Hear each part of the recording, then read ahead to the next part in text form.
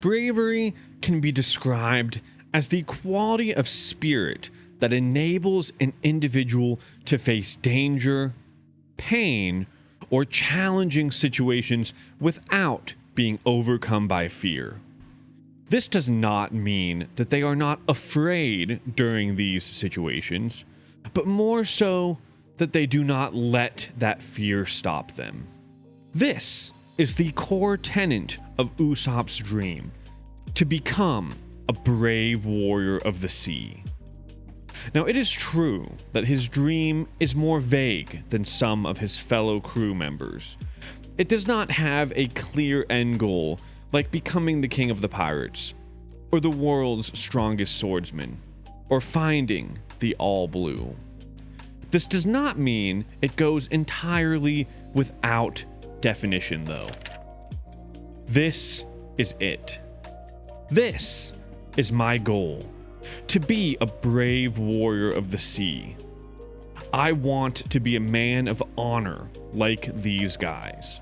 These were the words that came to Usopp's heart upon witnessing the giants of Elbaf, Dory and Bragi, carrying out their age-long duel on Little Garden. And it is in this moment that a level of tangibility of his dream formed within him. And it intrinsically tied him and his dream to the country of Elbaf. We will come back to how important that is to the current story later on in this video. But before then, it is important to know that Usopp has already shown bravery in the story of One Piece. We got our first real look at this during the Arlong Park arc in Usopp's fight against Chu. Unlike Luffy, Zoro, and Sanji, Usopp is well and truly outmatched in this fight. Knowing this, he devises a plan, one born from cowardice, where he uses a ketchup star to feign death and his defeat without really taking any damage at all. While he feels sorry for Nami, he continues on with his ploy, covering himself in dirt to make it look like he really fought a hard battle, and considering how he should apologize for losing, harboring thoughts like, "Sorry that I lost, I almost had him, but it was a hopeless battle, and he got away." Or, "Wow, that was one tough fight."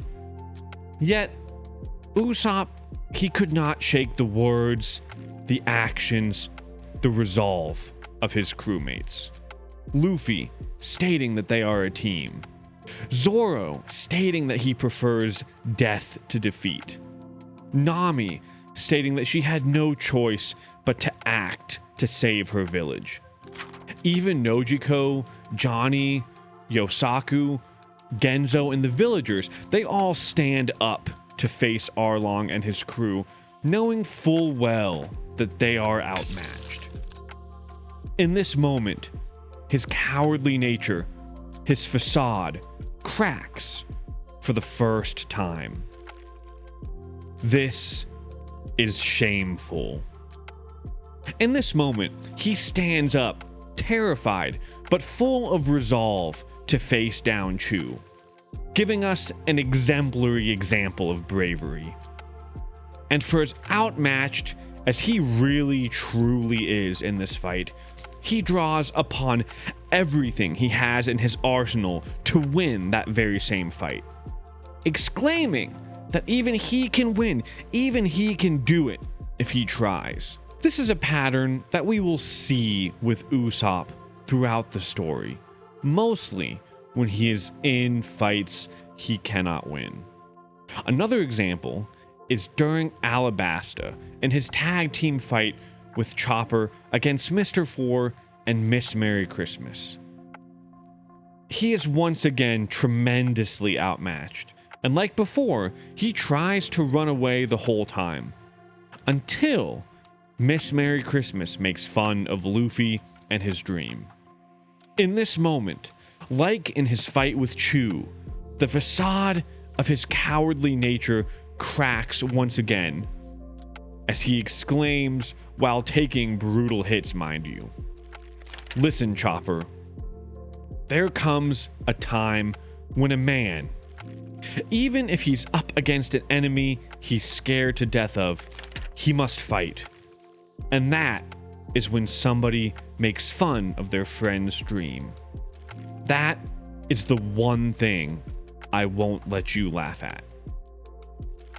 And with this, his bravery once again shines through, and along with Chopper, he stands up, dedicates himself 100%, and they in turn win that fight.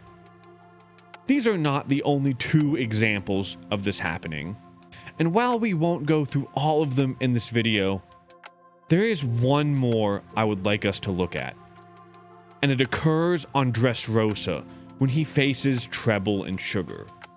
Once again, he is severely, wildly outmatched, and is fully dedicating himself towards running away.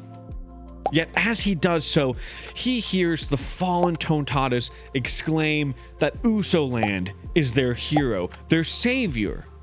And while he pleads within himself for them to not call him that, they have nothing but blind faith in him. Even when Treble states to them that he is an individual who runs at the first sign of the going getting tough. When he states to himself that they should abandon their hope in him, they vehemently decline both of these things. And here again, we see the facade of his cowardice cracking. Slowly but surely, he stands up to face Treble, claiming that while he is a pirate of the Straw Hats, he will still become their hero. And while he loses to Treble in this instance, I mean, he was even more outmatched in this fight than the ones we've gone over before, he does succeed in defeating Sugar, which becomes the key turning point in the arc. And really, in the fight against the Doflamingo family in general. We will come back to this, namely his second encounter with Sugar, when we talk about his Haki development and its growth. But for now, the important thing to take away here is this. Usopp is more than willing to be a coward for himself, but he cannot stand being a coward for others. And it is this deep-rooted feeling within him that will one day break down the walls he has put up for himself and pave the way for his dream of becoming a brave warrior of the sea. Yet for all his instances of bravery, Usopp has his shortcomings as well. Shortcomings that may sometimes rebuild those very same walls that he is trying so hard to break down. Even in the story of One Piece, people cannot believe in themselves 100% of the time. In my video on Sanji, I touched on how Luffy and Zoro possess this trait to believe in themselves to a near perfect and in some ways even insane degree. But throughout the story, even they are not completely spared of doubt. Usopp, on the other hand, is far more grounded as a character, and in some ways even represents what us as readers may represent if we were a member of the Straw Hat Pirates. And while we won't be covering every instance of this today, I would like to draw attention to two of these moments. The first of which is on Water 7, and it is when Usopp faced off against Luffy over the Going Merry. When we look at this argument between the two, on a surface level, it appears as if Usopp is merely fighting to keep the ship that was imparted to him by his childhood friend Kaya. But would that really be enough for him to go against his captain Luffy? Enough for him to claim he misjudged him? Enough for him to openly quit the crew and face Luffy for the ship? The answer to these questions is no. What is really manifesting itself here is Usopp's self-doubt, believing that if the crew is so willing to abandon the Going Merry, whom is effectively also a crew member, by the way, that they would be just as willing to abandon him.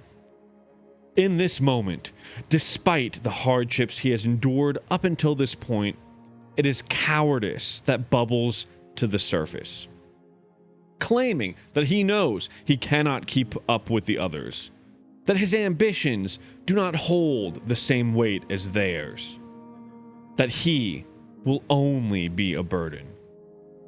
However, it is very clear that no one else on the crew feels this way. And while deep down, Usopp knows that, he still lets the negative thoughts, the cowardice, get the better of him. This, of course, turned into a learning moment for him later on, and we all know he apologized and returned to the crew. But at the same time, this surely rebuilt some of that wall, some of that facade that he is trying so hard to break down. The second instance I would like to draw attention to today occurred on Wano, during the fight against Ulti. After getting taken out, Ulti demands that Nami verbally exclaim that Luffy will never be the king of the pirates. This is because she wants them both physically and mentally to admit defeat. And here, Usopp has a thought that goes directly against his words to Chopper on Alabasta, that goes directly against his desire to become a brave warrior of the sea. A thought that is another example of him letting his cowardice win. That's it, Nami. Just lie to her. The wrong word will be the end of your life. After we made it all this way. In this scenario, Nami was the one who exhibited bravery, who acted the way Usopp surely wanted to. And while he may not have noticed, having this put right in front of him by someone in the crew who is in a similar tier of power to him surely had an effect. In fact, in Wano, he was constantly faced with individuals willing to put their lives on the line, just like he was in Fishman Island. But unlike in those cases, he did not act with bravery. No, Usopp was once again building up his walls of cowardice, blocking his own path towards his dream.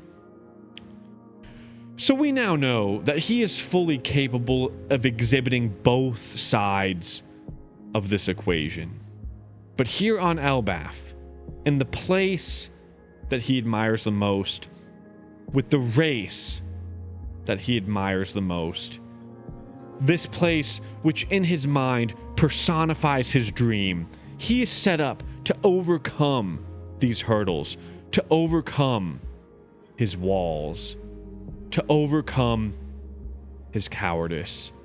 And for the first time in the story, through both his actions and within his own mind, heart, and soul, truly embody a brave warrior of the sea. Before we continue, if you like my videos, if you enjoy my thoughts or what I have to say on this story, or listen, if you love my now even more defined beard, I would invite you to please like, subscribe, hit that bell icon, leave a comment. All of these things are very important for small channels, which mine most certainly is. And I can assure you, I guarantee, in fact, that I would greatly appreciate it. And with that, back to your regularly scheduled programming. Here on Elbaf, Usopp has followed a typical trajectory for his character, starting the arc off showcasing his usual cowardice.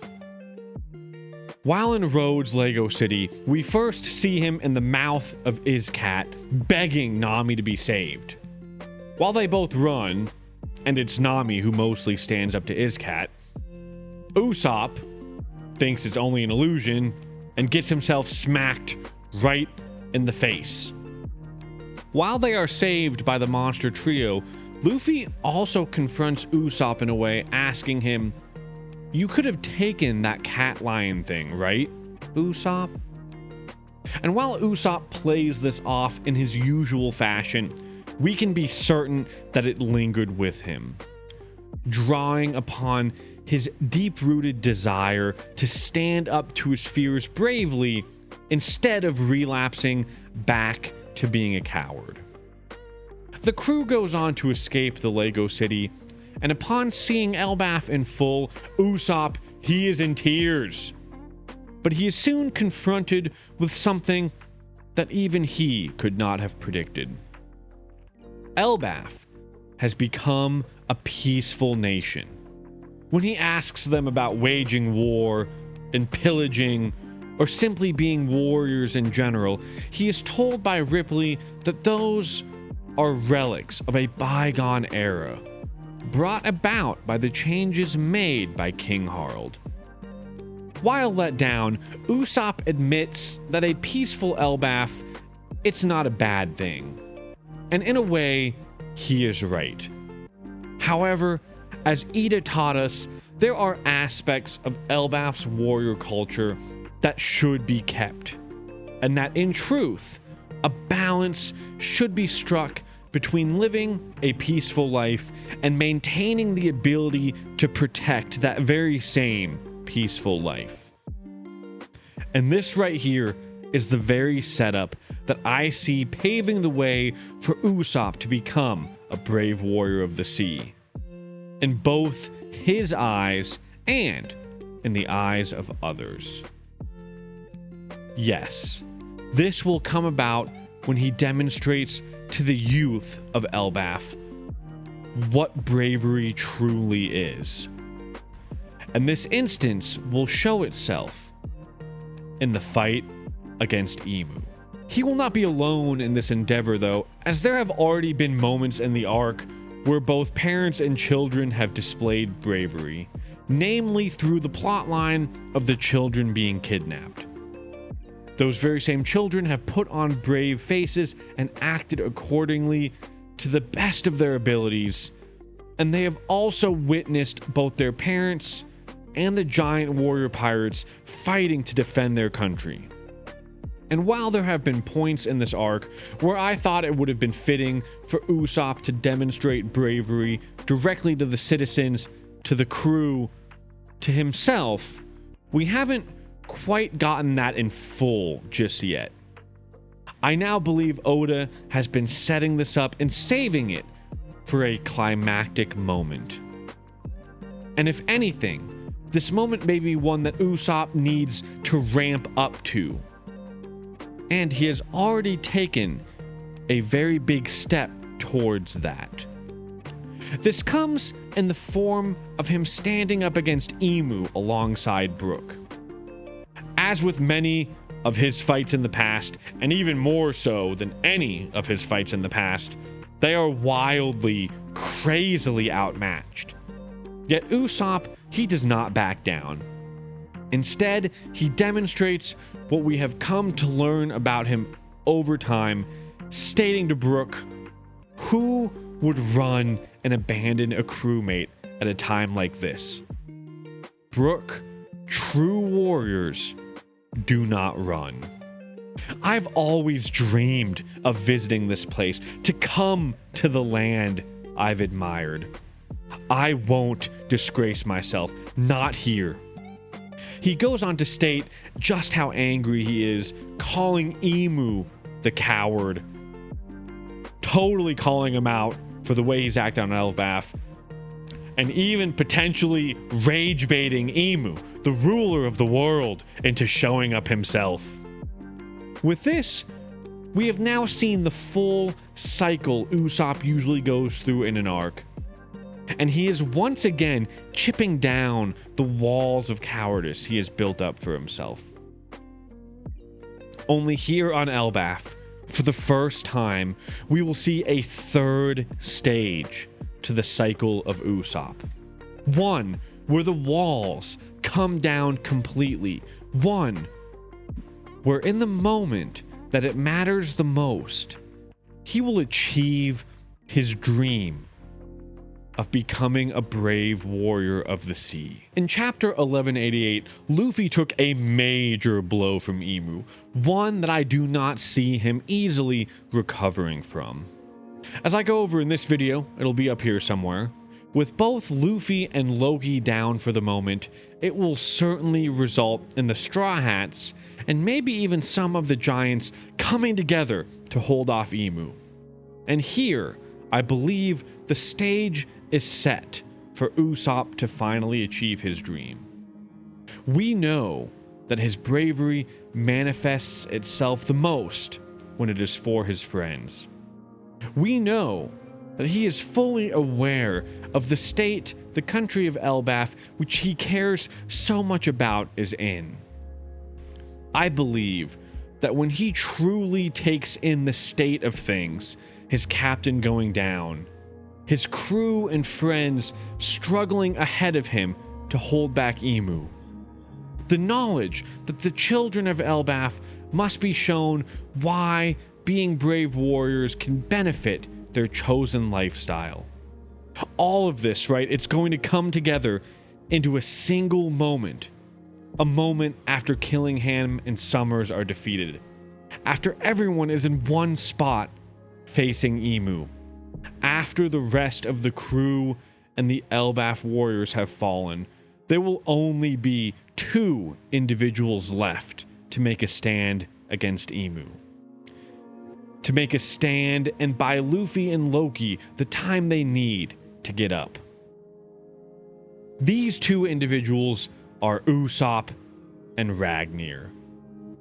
This is the time the story has been leading towards, when all of Usopp's feelings and experiences will lead to a shift in his mentality, a shift that allows him to realize that he has been brave all along.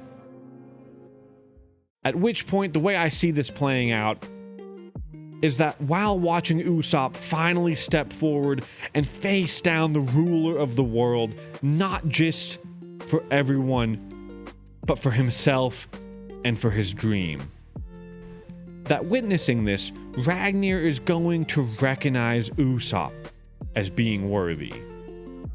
Now listen, Ragnar is a magical, mythical squirrel hammer, so I would not be surprised at all if he can alter his size based on who it is he wants to partner with. The Straw Hats, they already know how brave Usopp is.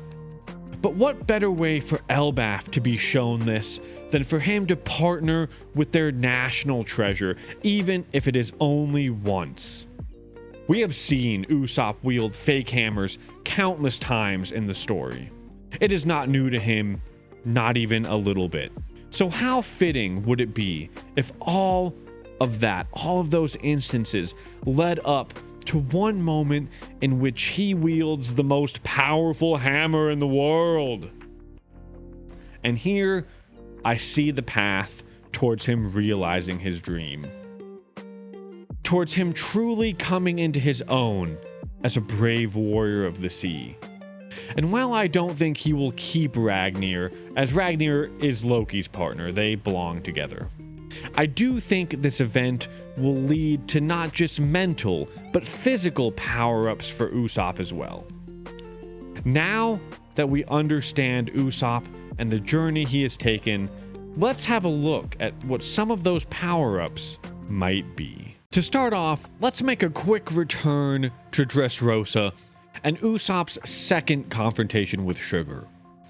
Having learned about her ability and how it works from their previous encounter, he cannot abide by the thought of that ability being used against Luffy. In which case, upon success anyway, he and the crew would never remember Luffy again. This moment of stress, of pressure, led to Usopp's first and only Haki bloom, with him utilizing observation Haki to carry out a wildly specific snipe against Sugar. So far, this is the one and only time he has used it, but here on Elbaf, this will change. As we have seen throughout this video, Usopp's bravery manifests itself when he feels an intense desire or need to defend his friends. And that now, more than ever, this is absolutely needed. We also know from Rayleigh that Haki often blooms in the heat of battle, and Usopp is positioned to fully unlock and realize his observation Haki during his fight against Emu. He will of course be capable of performing the standard feats one can with observation, but along with this, I believe he will develop a mix of sorts between Fujitori's ability to perceive individuals and their emotions, his already demonstrated ability on Dressrosa to see the aura an individual is expelling, and the use of future sight. This will allow Usopp to always know the position of his enemies, judge what emotional or mental state they are in, prep or know if they're prepping for an attack, and accurately predict where they will appear to carry out that attack against him. This level of observation will of course aid him against Emu and will masterfully augment his sniping abilities, but I also believe it will be necessary when he needs to combat Van Augur's warp fruit and the likely observation Haki that Van Augur also possesses.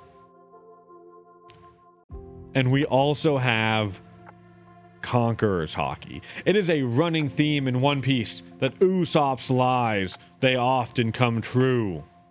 And he has certainly lied about having Conqueror's Haki in the past. I'm not certain this one will come to the surface during Elbaf, but I'm sure that it will by the end of the story. All that to say, I do not see him unlocking it up to its advanced form. I believe for Usopp he will stop at its standard level, where he can easily deal with fodder and stand against other conquerors unperturbed.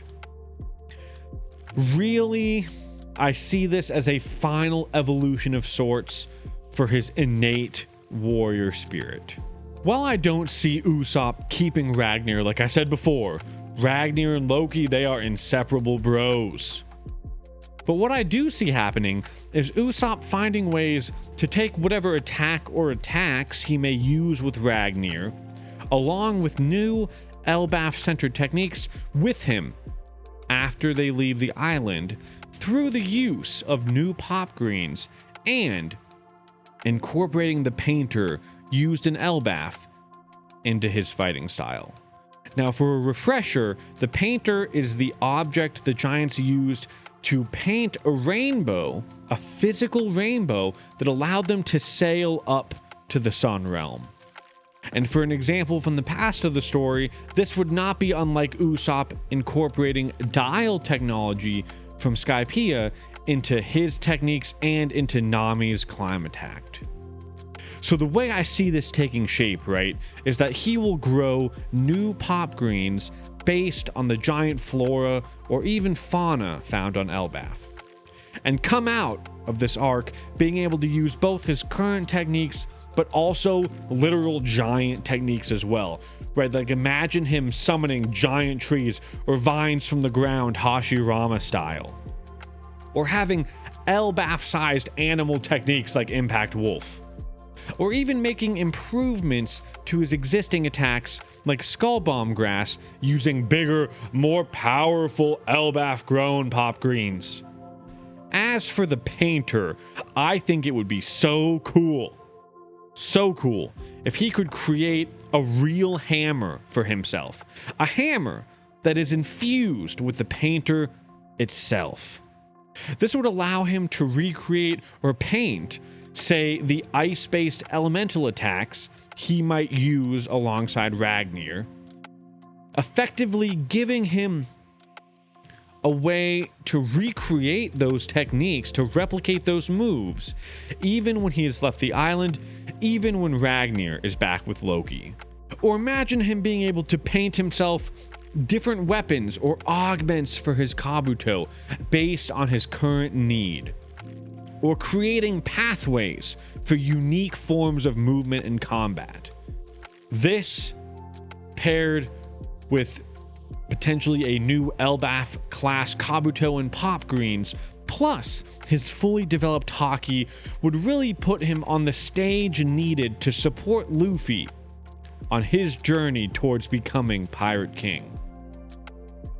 And would be the sole results, right, of Usopp achieving his dream of becoming a brave warrior of the sea.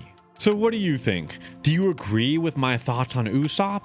Or do you see this going a totally different direction? And who would you like to see me talk about next? I would love to hear all about these questions and anything else you have on your mind in the comments below. Again, if you like my videos, if you like this beard, which needs to be trimmed, please like and subscribe. I guarantee that I would greatly appreciate it. I have a Discord. If you want to come chat more, I'm always there. Love to talk One Piece or other things. And guess what? As always, right? I would like each and every one of you to have an excellent rest of your day.